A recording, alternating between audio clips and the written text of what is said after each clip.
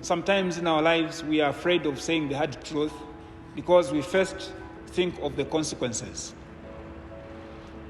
In our relationships, for us to help each other, we have to learn to tell each other the hard truth, regardless of the consequences.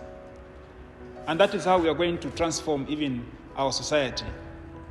Sometimes we sit back and we play the indifferent and we let bad things just go on because we don't want to get involved. We are afraid if we get involved, the consequences might not be so pleasant for us.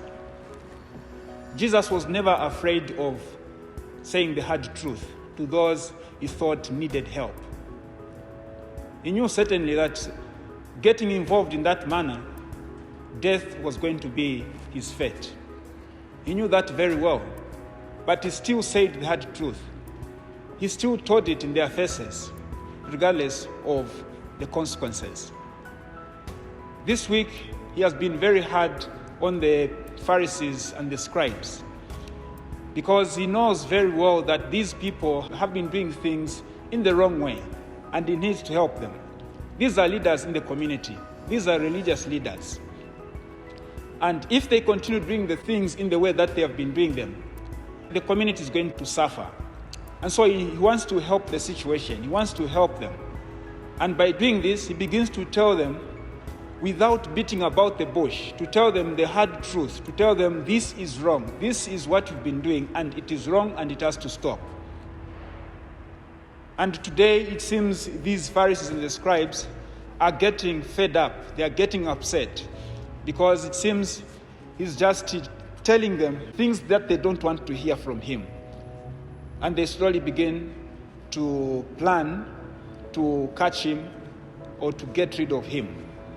For saying the hard truth, certainly there are going to be consequences that you and I are going to suffer.